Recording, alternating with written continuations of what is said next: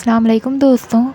Story time में सबसे पहले आप लोगों का खुशामदीद। कहानी शुरू करने से पहले आप लोगों से गुजारिश है कि हमारे चैनल को लाइक और सब्सक्राइब कर दिया कीजिए। अगर आपके पास कोई ट्रू स्टोरी हो तो आप हमें ईमेल कर सकते हैं।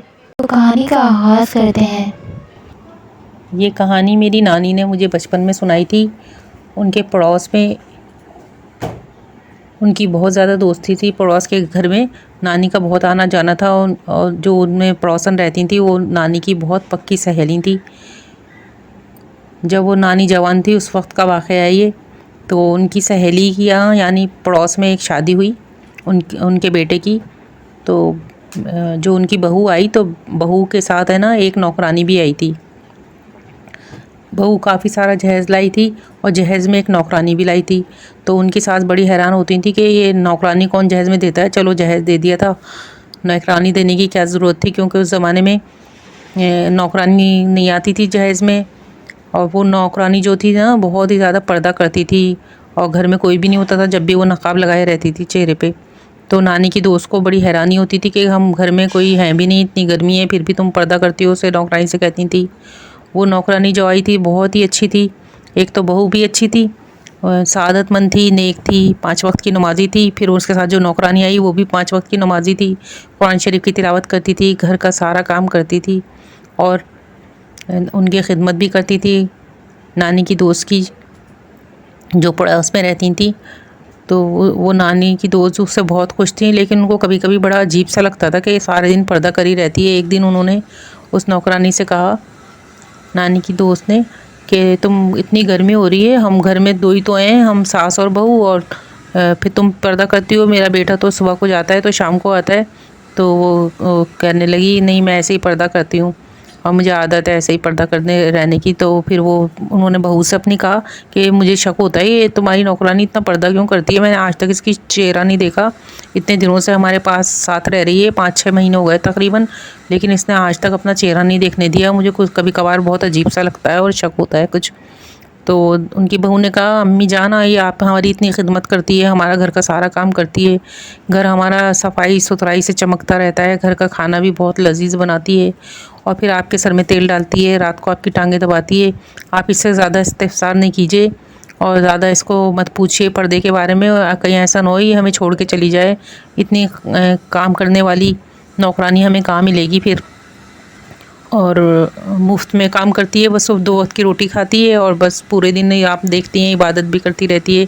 इतनी अच्छी काम करने वाली हमें मिलेगी नहीं दोबारा। तो ऐसे ही टाइम गुजरता रहा। उनकी सास ने फिर ये सब उससे शक करना और इस्तफसार करना छोड़ दिया, लेकिन उनके दिल में ख्वाहिश थी कि मैं इसका चेहरा देखूँ, ये क्यों इतना ज़्यादा पर्दा करती है। उनके दिल में तलब थी ऐसे ही।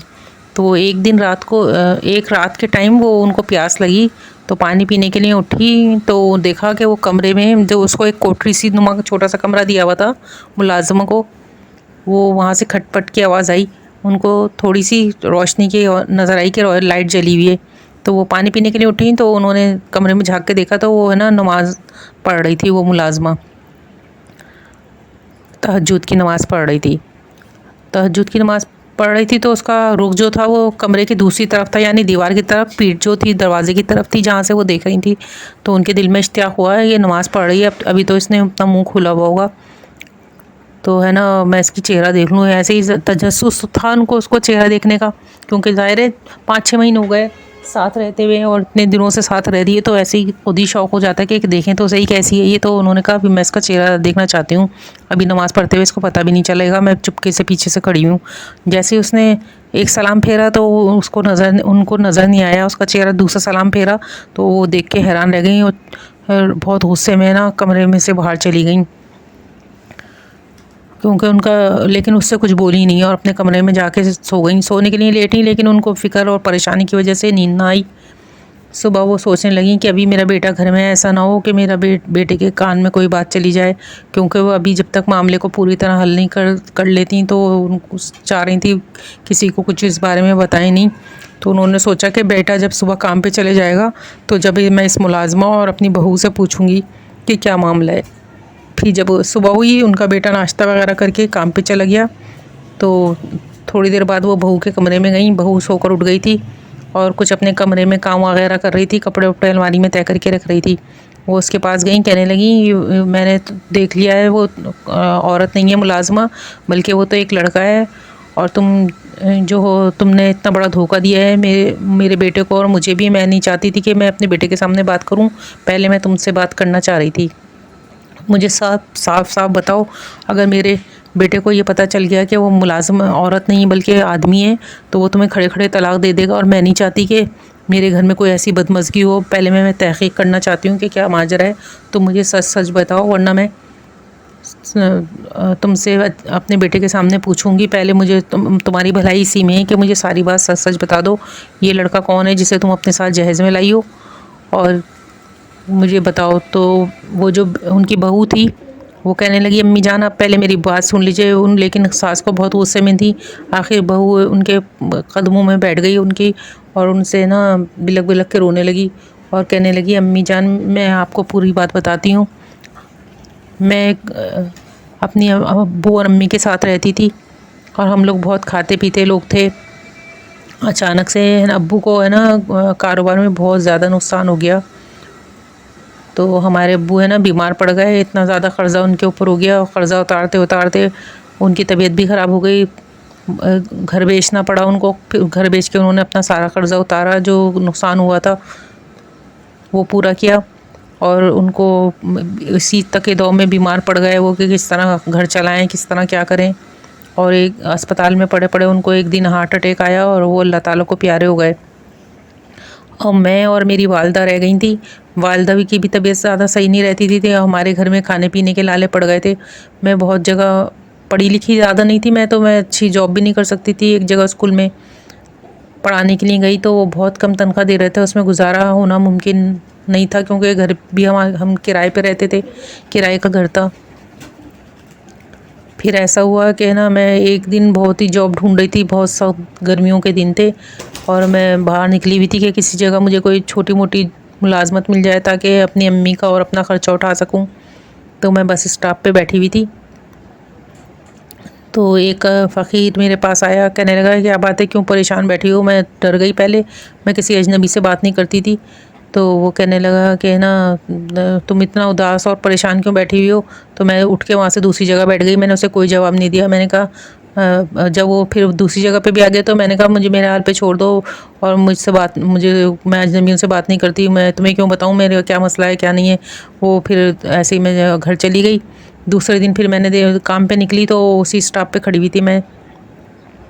फिर वही वाला फ़कीर मेरे पास आया, कहने लगा, बहन तुम मुझे गलत नहीं समझो, मैं तुम्हारी मदद करना चाहता हूँ। मैं 2-3 दिन से देख रहा हूँ तुम बहुत ज़्यादा परेशान नज़र आती हो मुझे, और क्या मसला है।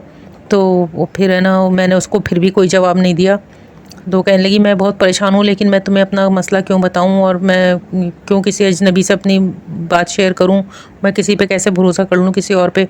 तो उस आदमी ने, फ़कीर ने ना मुझे एक पर्चे पे अपना नंबर लिख के दिया, और कहने लगा तुम्हें किसी मदद की ज़रूरत हो ना, तो ये मैं फ़ोन कर लेना मुझको, और है ना मैं तुम्हारे काम आऊँगा कभी ना कभी। जब भी तुम्हें पैसों की ज़रूरत हो मुझे फ़ोन कर लेना, और परेशान नहीं हो। उसने मुझे बहन कहा, तो मेरे अंदर थोड़ा सा हौसला हुआ कि हाँ मुझे बहन कह रहा है, कम से कम कोई नेकी इंसान होगा, फ़कीर है तो क्या हुआ।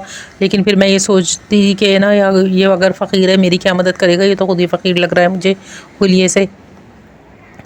तो फिर है ना मैंने दूसरे दिन इत्तेफाक से मैं जॉब ढूंढने जा रही थी, तो वही मुझे वहाँ रास्ते में मिला। कहने लगा, तुम्हें कोई तालीम ज़्यादा नहीं है, तुम ऐसा करो ब्यूटी पार्लर का काम सीख लो। मैं तुम्हें ब्यूटी पार्लर का खुलवा के दे दूँगा, और है ना तुम्हें काम भी सिखवा दूँगा। और मैंने एक ब्यूटी पार्लर के लिए दुकान भी देखी है जगह तुम्हारे लिए, अगर तुम कहो तो मैं बात करूँ वहाँ पर। तो वो कहने लगी, उसने है ना उस फ़कीर ने उसको पता बता दिया कि फ़लाँ ब्यूटी पार्लर में जाओ, देखो तुम्हें वो काम सिखा देंगे। वो फिर मैं ब्यूटी पार्लर में गई हूँ, वो 1 लाख रुपए फ़ीस मांगने लगी। कहने लगी, हम तुम्हें 1 साल का कोर्स कराएंगे और बहुत अच्छा ब्यूटी पार्लर का कोर्स सिखा देंगे। तो फिर वो है ना वो बहुत परेशान हुई, कहने लगी मेरे पास तो 1000 रुपये भी नहीं है, मैं कहाँ से 1 लाख का कोर्स करूँगी। उसने फिर डरते डरते उसको फ़ोन करा। वो जो जिस फ़कीर ने उसे नंबर दिया था, लड़का सा था वो, उसने उसे नंबर दिया था फ़ोन। तो उसने उसे बताया कि 1 लाख रुपए में ना ब्यूटी पार्लर का कोर्स हो रहा है और मैं तुम्हारा कर्ज़ा उतार दूँगी अगर तुम मुझे ये रुपए दे सको तो। और मैं ब्यूटी पार्लर में काम करके तुम्हारा 1 लाख रुपए का कर्ज़ा जल्द से जल्द उतारने की कोशिश करूँगी और मैं काम सीख जाऊँगी जल्दी। तो वो कहने लगा अच्छा तुम मुझे वहीं बस स्टॉप पे कल इतने बजे मिलना। तो दूसरे दिन है ना मैं बस स्टॉप पे पहुंची तो उसने मुझे एक लिफ़ाफ़ा दिया और कुछ नहीं बोला और तेज़ी से चला गया। घर जाके मैंने वो लिफ़ाफ़ा खोल के देखा तो उसमें 1 लाख के बजाय 2 लाख रुपए रखे हुए थे। तो मैंने फिर फ़ोन करके कहा कि मुझे तो सिर्फ 1 लाख रुपए की ज़रूरत है और तुम मुझे ना 2 लाख रुपए दे के चले गए। तो उसने कहा जब तक तुम 1 साल तक घर में काम सीखोगी उस वक्त तक तुम्हें ना 1 लाख रुपए से अपना घर चलाना, घर का किराया वगैरह देखना और ये देख लेना। तो फिर मैंने ले लिए ये पैसे से और मैं घर भी चलाती रही और काम भी करती रही और मैं वहाँ से ब्यूटी पार्लर से काम सीख कर आती थी तो बच्चों को ट्यूशन भी पढ़ाती थी। इस तरह थोड़ा बहुत मेरा घर का खर्चा चलने लगा, वालदा का इलाज भी चलता रहा। तो फिर मैं उसी ब्यूटी पार्लर में काम करती थी तो आपने मुझे देखकर वहाँ पे पसंद करा ब्यूटी पार्लर में और मुझे अपनी बहू बनाने का ख़्याल करा। मैं बहुत खुश हुई कि चलो अच्छा है मेरी कहीं अच्छी जगह शादी हो जाए, मेरी मुश्किलें परेशानियां ख़त्म हो जाए। तो जैसे ही मेरी शादी के बारे में पता चला तो वही मेरा भाई जो बना हुआ था फ़कीर, वो मेरे पास आया। कह उसने मुझसे, मैं उसको 1 लाख रुपए देने लगी कि मैंने इतने पैसे जमा कर लिए पार्लर में काम करते हुए, ये तुम्हारे 1 लाख रुपए हैं। तो उसने लेने से इनकार कर दिया, कहने लगा तुम मुझे अपने साथ है ना वहाँ पे ले जाओ, अपने घर ले जाओ और जहेज़ में ले जाओ, मैं तुम्हारी मुलाज़िमा बन के काम करूँगा। तो मुझे उसकी इस बात पे बहुत गुस्सा आया कि है ना मैं अपने घर में तुम्हें कैसे लेके जा सकती हूँ। अपने लिए 1 लाख रुपए पकड़ो और बाकी 1 लाख रुपए भी मैं जल्द अदा कर दूँगी तुम्हारे, और मैं तुम्हें अपने साथ है ना वहाँ पे लेके नहीं जा सकती अपने घर। मैं कैसे ले जाऊँ? तो वो है ना रो रो के फूटने के रोने लगा। फिर उसने मुझे फ़कीर ने अपनी कहानी सुनाई कि वो बताने लगा कि मैं वहाँ पे क्यों जाना चाहता हूँ और मुझे हैरत भी हो रही थी। उसने जब मुझे ये बताया कि ये आप ही का बेटा है, मेरी सास को मैंने बताया कि ये आपका ये कह रहा है कि आपका बेटा है। तो फिर मैंने कहा ये तो अगर आप कई बेटा है तो सीधे रास्ते से क्यों नहीं घर चला जाता, तो मेरे सहारे से क्यों घर में रहना चाहता है। इसने बताया फिर मुझे कि जब मैं पैदा हुआ था तो मेरी वालदा ने मुझे बताया कि मैं तीसरी जिन्स था, जिसे ख्वाजा सरा कहते हैं। तो 5-6 साल तक मैं इसी घर में रहा मेरी वालदा के साथ ही, लेकिन फिर आहिस्ता आहिस्ता मैं सुर्ख़ी पाउडर और फ़राक़ों की तरफ आ गया। तो मेरे घर वालों को पता चल गया, सारे रिश्तेदारों को। तो वालदा ने मुझे ना यहाँ पे छोड़ के आ चली गई ख्वाजा सरा की टोली में, और कभी कभी मुझसे मिलने आती थी और मेरी वालदा और बहुत रोती थी। और वो उन्होंने वहाँ पे अपने घर में ये बता दिया था कि हमारा बेटा जो है वो गुम हो गया, बस ये बताया था। और मैं यहाँ पे परवरिश पा रहा था और मैं बहुत रोता था अपने घर वालों को याद कर कर के। फिर इस तरह मैं यहाँ पे जो मेरे गुरु थे उन्होंने मुझे पढ़ाया लिखाया और गाने की तरबियत दी, नाच गाने की। मैं थोड़ा बहुत पढ़ा लिखा हूँ, गाने वाने की तरबियत से मैं बहुत खुश होता था, मुझे यही चीज़ें पसंद थी। फिर जब मेरे गुरु का इंतकाल होने वाला था तो उन्होंने मुझे एक पता लिख के दिया, कहने लगे यहाँ पे तुम है ना कुरान शरीफ की तालीम हासिल करो, मेरी आखिरी ख्वाहिश है। मैंने तुम्हें पाला, इसके बदले में तुम है ना बस ये करो कि ख्वाहिश में कुरान की तालीम हासिल करो। जब मैं कुरान की तालीम हासिल करने गया उनके दिए हुए पते पे, तो मुझे नमाज रोज़े का भी बहुत शौक़ हो गया और मैं तिलावत करने लगा कुरान पाक की, तहज्जुद की नमाज़ तक पढ़ने लगा। 5 वक्त की नमाज़ें पढ़ता हूँ मैं कोई काम नहीं करता। और मैं आहिस्ता आहिस्ता जो मैं पैसा जमा करता हूँ वो मैंने सोचा हुआ था मैं किसी की मदद ज़रूर करूँगा। मैंने कुरान शरीफ में पढ़ा था मदद करने वालों को अल्लाह ताला माफ़ कर देता है। मैंने नाच गाने से तौबा कर ली और मैं ना सोचता था कि किसी तरह अम्मी की खिदमत करूं और चला जाऊं घर में।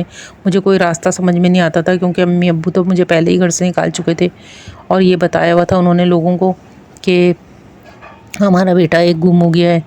मेरा एक बेटा और एक बेटी भी यानी मेरा एक बहन और एक भाई भी है। जो बहन की शादी हो गई वो बाहर चली गई और मेरा भाई जिसकी ये बीवी है वो ये है। इसी का मुझे ये सहारा नज़र आया कि मैं इस तरह करूँ। तो माँ ने जब ये सुना तो वो खुद ही चोर बन गई और रोने लगी फूट फूट के, कहने लगी हाँ ये मेरा ही बेटा है, मैं इससे काफ़ी साल से मिली नहीं हूँ। मैं वहाँ पे जाती थी, हर साल मिलती थी इससे, लेकिन कई साल से मैंने इसे नहीं देखा। फिर वो बहुत रोई, बड़ी बीवी रोई और वो भी रोई, जो ख्वाजा सरा था ना वो भी रोया कि अम्मी मुझे अपने आप से जुदा ना कीजिए, मैं आपकी टांगें दबाती हूँ, सर दबाती हूँ, मैं आपकी खिदमत करना चाहती हूँ। और ना इस तरीके से वो वहीं पे रहने लगी। और बेटे को भी माँ जो उनका शौहर था, बहू का शौहर जो था, उसको अम्मी ने सारी बात बता दी कि ये तुम्हारा भाई है, इस तरीके से। फिर वो सब लोग साथ रहने लगे। बड़ी बी ने अल्लाह ताला से माफ़ी मांगी कि अल्लाह ताला कहेगा कि ना बेटा, मुझे दिया तुझे, तूने रख लिया, तुझे बेटी दी, तूने रख ली। मैं अगर तेरी आजमाइश के लिए मैंने तुझे एक ख्वाजा सरा दिया तो तूने उसे अपने से दूर कर दिया। तो बेटा मुझे मत छोड़ के जाओ। ख्वाजा सरा कहने लगा, अच्छा अम्मी आपको मुझे पसंद नहीं है, आपका मेरा यहाँ रहना, तो मैं नहीं रहूँगा। मैं तो छुप के आपकी खिदमत करना चाहता था। लेकिन अम्मी ने उससे माफ़ी मांगी और सब मिलके आपस में रोने लगे। फिर सब उनकी सास ने बहुत माफ़ी मांगी तो वो ख्वाजा सरा भी वहीं रहने लगा। और बेटे को बता दिया उन्होंने कि ये तुम्हारा गुमशुदा भाई मिल गया है। और अपने रिश्तेदारों को भी बताया कि हमारा जो बेटा बचपन में गुम हो गया था वो हमें वापस मिल गया है। इस तरह फिर वो सब साथ रहने लगे। ये इस कहानी का अंजाम हुआ। ये कहानी मेरी नानी ने मुझे सुनाई थी, जो उनके पड़ोस में उनके साथ पेश आई थी। उम्मीद है ये कहानी आपको अच्छी लगी होगी।